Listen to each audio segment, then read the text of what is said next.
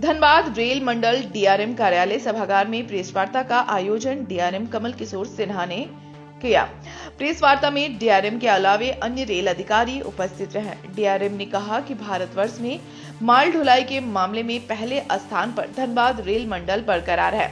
अप्रैल माह तक धनबाद डिवीजन ने 16.55 मिलियन टन की लोडिंग कर भारत भर में पहले स्थान पर है। सेकंड पोजीशन पर बिलासपुर है, जिसमें धनबाद डिवीजन करीब माल ढुलाई में 1.10 ज्यादा है।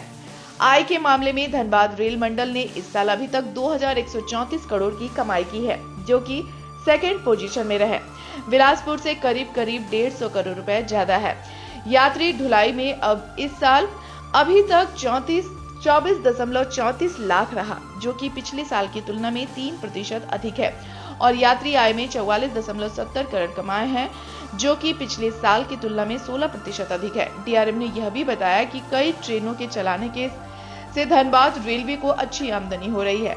एलटीटी ट्रेन चलाने से 60 से 65 लाख, जम्मू तवी ट्रेन से 40 लाख और चंडीगढ़ चल रही ट्रेन से करीब 35 लाख रुपए की अर्निंग रेलवे को हो रही है, जो कि रेलवे द्वारा उठाया गया यह कदम काफी अच्छा साबित हुआ है।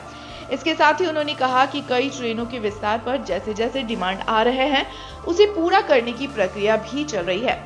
धनबाद रेल डिवीजन आय के क्षेत्र में तथा यात्री सुविधाएं बढ़ाने के मामले में निरंतर कार्य कर रही है। अमृत भारत स्टेशन योजना के तहत धनबाद रेल मंडल के 15 स्टेशनों का विकास होना है, जिस पर भी कार्य एडवांस स्टेज पर है। आने वाले दिनों में धनबाद स्टेशन नए लुक में दिखेगा। इसके लिए रेलवे ने 300 करोड़ रुपए का आवंटन कर दिया है। टेंडर प्रक्रिया पूर्ण करने की प्रक्रिया चल रही है।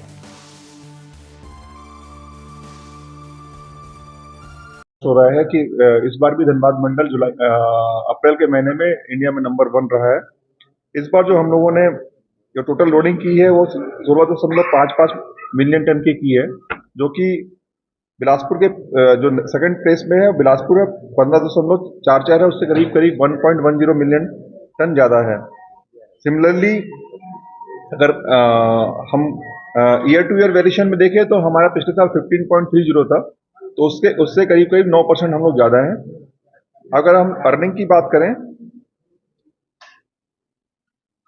तो अर्निंग में हम लोगों ने इस साल करीब 2134 करोड़ रुपए कमाए हैं, जो कि सेकंड प्लेस में जो बिलासपुर है वो 1992 करोड़ रुपए है, उससे करीब 150 करोड़ रुपए हम लोगों ने ज्यादा कमाए हैं।